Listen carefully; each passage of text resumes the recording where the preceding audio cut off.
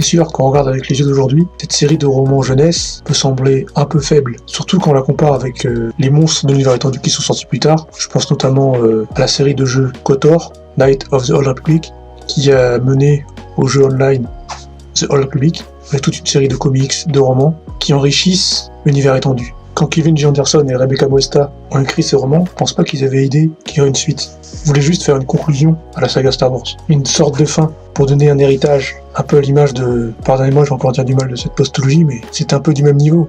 Je veux dire, tu changes les personnages, tu changes les noms, c'est un peu la même histoire. Jaina, c'est Rey, Zek, c'est Kylo Ren, et le pilote impérial Korl, c'est Captain Phasma, et l'Académie de l'Ombre, le second Imperium, bah, c'est le First Order. Bon, c'est sûr, j'exagère un petit peu peut-être, mais en gros, c'est ça. Et seulement, il y a eu une suite. Et quelle suite? Les différents auteurs qui ont poursuivi la suite, avec le Nouvel Ordre de Jedi, le Nid Obscur, l'Héritage de la Force et le Destin des Jedi, les différents auteurs ils sont inspirés des personnages créés par Kevin Anderson et Rebecca Moesta, ils les ont fait évoluer. Par exemple, Tenelka, pendant les romans Le Nouvel Ordre Jedi, pendant les guerres contre les Yuuzhan Vong, elle doit succéder à sa mère, qui est décédée, et elle doit abandonner son statut de Jedi pour devenir reine-mère du consortium de Apes. Et dans la suite, dans le Nid Obscur, on apprend qu'elle a eu une liaison avec Jacen Solo, et que tous les deux ils ont un enfant caché, Amelia. Et je me rappelle que dans les romans Le Destin des Jedi, à un moment on revoit Tenelka, et on voit à travers les yeux de Amelia. Et en fait, quand Tenelka arrive, ça m'a donné des frissons. En fait, la meuf, c'est Wonder Woman, quoi.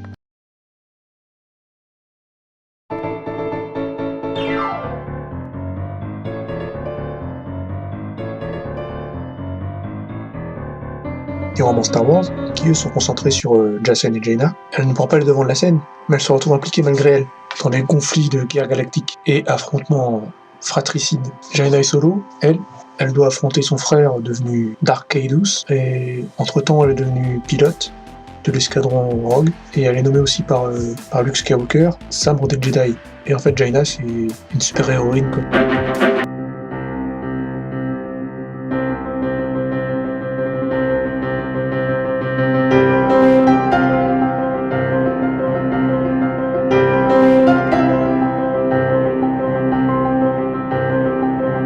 Mais ce n'est pas une Marissou comme Rey. Il y a un truc qu'il faut savoir aussi, peut-être que vous saviez déjà, mais avant le rachat, en 2012, par Disney, il y avait une série de romans qui était prévue, une trilogie qui devait se centrer sur Jaina Solo. Ça devait s'appeler Sword of the Jedi, le nom que Luke Skywalker a donné à Jaina, Sabre des Jedi. Alors je ne sais pas exactement quelle était l'intrigue de ces romans, mais j'ai des petites théories. Je pense que Jaina devait retrouver la dague de Mortis, et elle devait terrasser l'entité Abeloth, un peu à l'image de Buffy à la fin de la saison 7.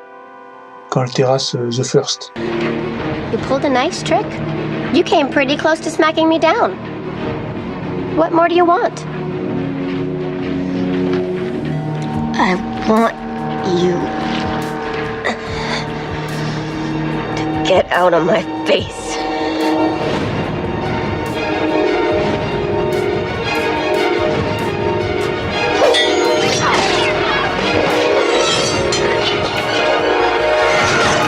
Bon, tout ça, ce sont juste des théories. Et vu les récentes annonces concernant Star Wars, ça risque pas d'arriver. Hein. Maintenant, j'aimerais vous parler du personnage de Jacen Solo. Jacen Solo, c'est certainement le personnage avec lequel j'arrivais le plus à m'identifier quand j'étais un jeune lecteur. Ce qui rend sa chute, quand il devient Dark Caedus, beaucoup plus tragique. Car contrairement à Ben Solo, Kylo Ren, car lui, on sait qu'il a vécu des tragédies. Durant la guerre Yuuzhan Vong, on sait qu'il y avait une mésentente avec son petit frère Anakin Solo au sujet de la Force, et aussi la mort de Chewbacca.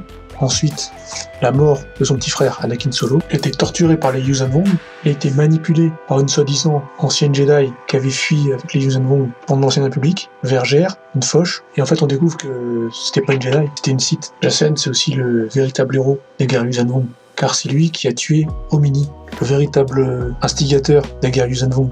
Alors que tout le monde croyait que c'était le Seigneur suprême Shimra, et Yuuzhan Vong géant, Omini manipulait tout le monde. Bon, je vous invite à lire Nouvel Ordre de Jedi pour mieux comprendre ce que je dis. Et après les guerres Yuuzhan Vong, pendant 5 ans, Jacen Solo a parcouru la galaxie pour en apprendre un peu plus sur la Force. Et c'est dans ce contexte-là que s'inscrit la trilogie Nid Obscur, histoire de faire la transition entre les romans de Nouvel Ordre Jedi et l'héritage de la Force. Dans la première partie de ces romans, on découvre que Jacen et Tenelka ont eu un enfant, du nom de Alana, qui a ensuite été renommée Amelia. Amelia, c'est quand elle est adoptée par ses grands-parents, Anne et Leia. C'est là que viennent les romans L'héritage de la Force, ou Legacy of the Force, en VO.